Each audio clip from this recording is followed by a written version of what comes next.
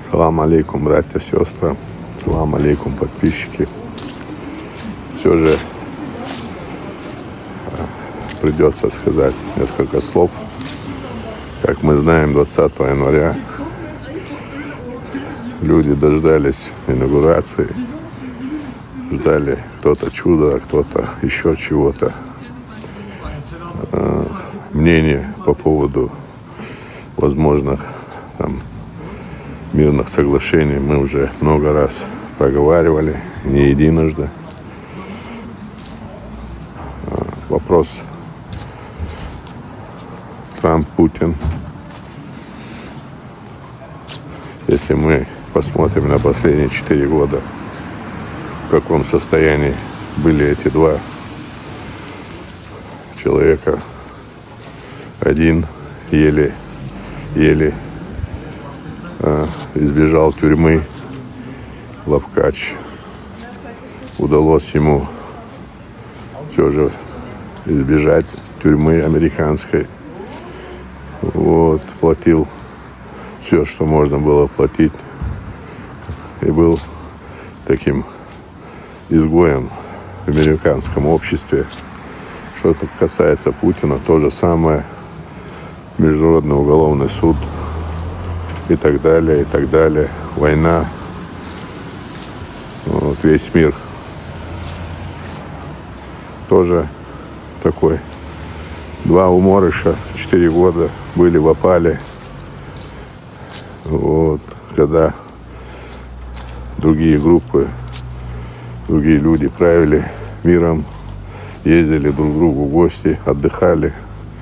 Они были в загоне, они соскучились очень друг по другу и вообще давно засиделись у себя, так скажем, под домашним арестом. И теперь настанет их время, настало. Друг друга они трогать не будут, потому что у обоих один и тот же инструментарий, один и тот же арсенал действий. Один прагматик и другой тоже чекист-прагматик, тоже деньги любит.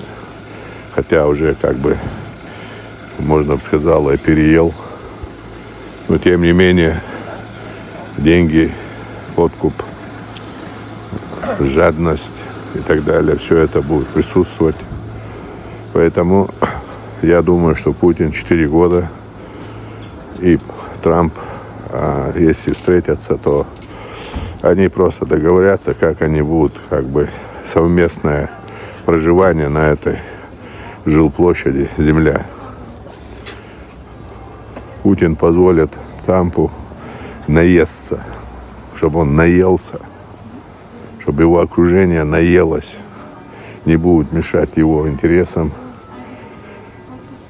Что касается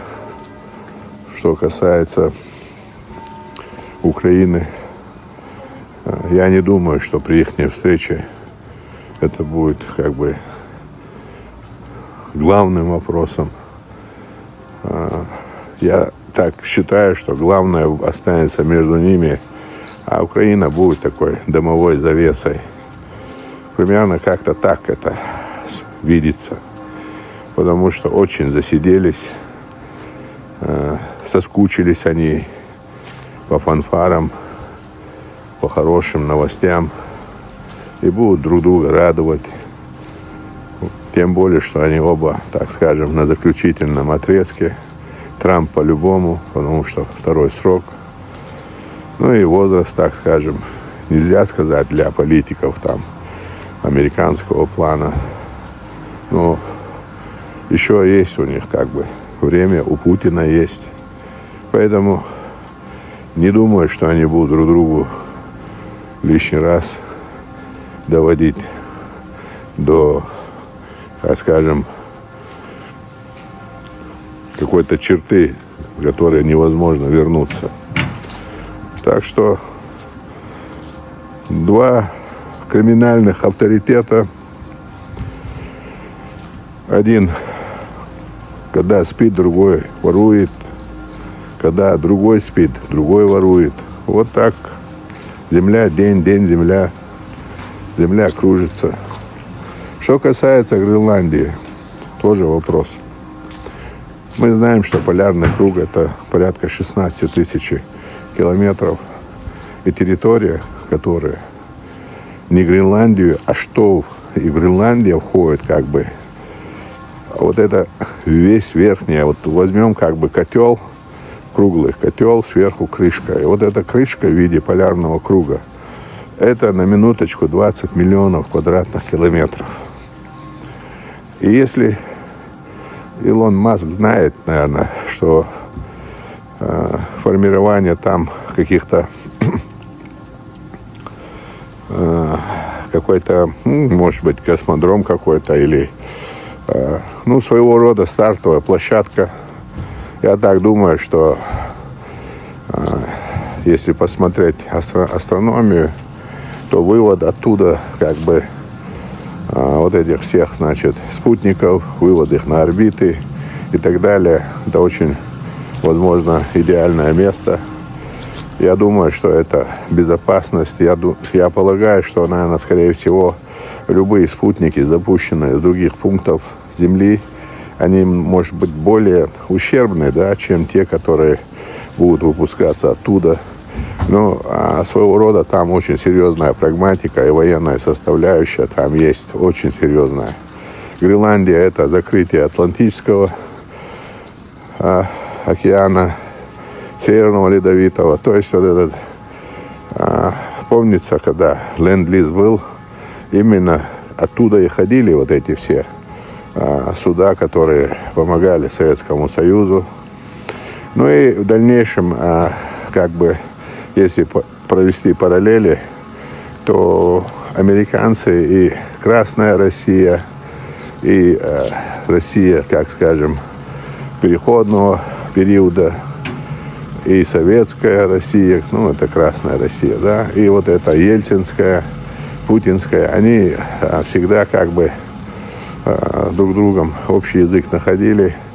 И, к примеру, в том же 41-м, 42-м, 43-м именно американцы вытащили Советский Союз из разгрома. Так, подавляющее, значит, уничтожение произошло, но именно американцы и Англия, то есть союзники, американцы, вытащили советскую власть, которая должна была пасть еще в 41-м.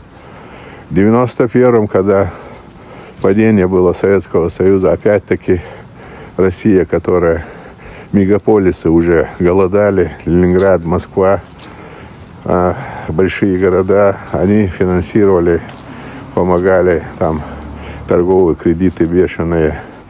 И затем 94-й, 5-й, 6-й, это у нас прямо на наших глазах происходило, когда должна была пасть Россия, когда кушать нечего было, денег нет, дефолты, прочее всякое. Именно американцы выделили им очень сумасшедшие кредиты и опять их подняли наверх. Так что я думаю, что у них сейчас, думаю, настанет такой период, когда они плодотворно пограбят этот мир. Так что Трамп и Путин за счет заведения проведут дружный, совместный, по всей видимости, 4-летие. Вот. Поэтому я думаю, что вряд ли будет. Не будет. Единственное, что я могу сказать, что еще раз, да, вот этот договор. Так, а почему появилось 6 месяцев, да, там, или сколько? Я думаю, что Трампу надо дать... Трамп дает время выдохнуться в Украине, потому что Байден как бы сделал ему сюрприз, выделил им все-таки под конец какой-то определенный такой запас и оружия, и денег. Как Украина настреляется и будет выдыхаться, то Трамп вот тогда и начнет переговоры, чтобы вообще не было никаких там дерганий, там более там, мелких от этих товарищей, которые думают, что они очень суверенные, они независимые, что они создают землетрясения на этом земном шарике. Вот, им покажут место не обязательно показывать, когда они выдохнутся, будут заканчиваться снаряды, деньги, ракеты. Вот тогда, наверное, для этого, думаю, что вот эти появились там сроки, там июль, май, там июнь, да. Значит, дадут выпалить все. Ну, как говорят, перед смертью не надышишься. Вот почему затягивается вот эта стрелка, да, между Путиным и Трампом. Тогда и Украина, и Европа будут более сговорчивы, когда мы же помним, как именно Трамп 6-7 месяцев кошмарил администрацию Байдена, не давая возможность выделить быстро оружие и прочее. Вот такие пока моменты. Всем салам, маршал. Берегите себя. Ассаламу алейкум.